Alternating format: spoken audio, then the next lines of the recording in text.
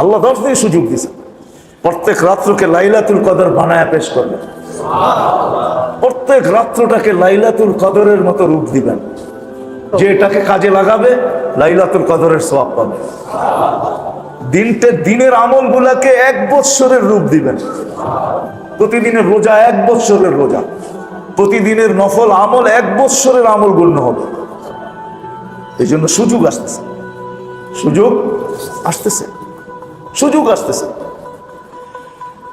সুযোগ আসতেছে, এটাকে কাজে লাগানো যায়। 9 দিন রোজা, 10 রাত্র বন্দেগী, 1 তারিখ থেকে, 1 তারিখ থেকে, হ্যাঁ 1 তারিখ থেকে। এই জন্য কিতাবে আছে তারিখ খেয়াল রাখা উচিত যে কোন দিন থেকে শুরু হইলো, কেননা সূর্য ডুবার সাথে সাথে কি হয়, সূর্য ডুবার সাথে সাথে শুরু হয়ে যায়, সূর্য ডুবার সাথে সাথে শুরু হয়ে গেল। চাঁদ দেখার এলান শোনা, কানের ভিতরে রাখা, খবর রাখা যে এলান হলো কিনা, চাঁদ দেখা গেল কিনা। দেখা গেল ওয়াল ফজরি ওয়া লায়ালিন আশর, ওয়াল ফজরি ওয়া লায়ালিন আশর, এই সূরা ওয়াল ফজর ওই রাত্রের থেকে কাজে লাগানো শুরু করেন। বড়রাদেরকে শেখান, মা বোনদেরকে শেখান, বাচ্চা কাচ্চাকে শেখান, 10 রাত্র কাজে লাগান। 10টা লাইলাতুল কদর হবে। আর 10টা লাইলাতুল কদর যদি হিসাব করি তাহলে মেরে দোস্ত কত হবে, হ্যাঁ কত,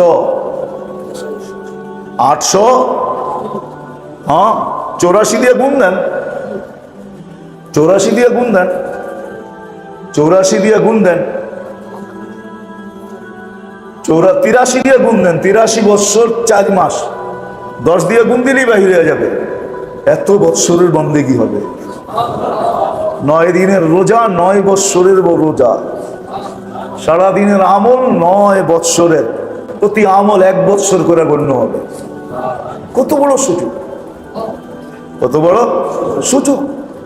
আবার কিতাবে পাওয়া যায়, যদি পড়তে পারে, চাঁদ দেখার ঘোষণা হয়ে গেছে, সাথে সাথে সূরা ফজর যে 7 বার পড়বে, হ্যাঁ ওয়াল ফজরি ওয়া লায়ালিন আশর 7 বার যে পড়বে, আগামী 1 বৎসর আল্লাহ সমস্ত পেরেশানির থেকে মুক্ত রাখবে। সমস্ত পেরেশানির থেকে কি হবে? মুক্ত রাখবে, সমস্ত ধরনের পেরেশানির থেকে।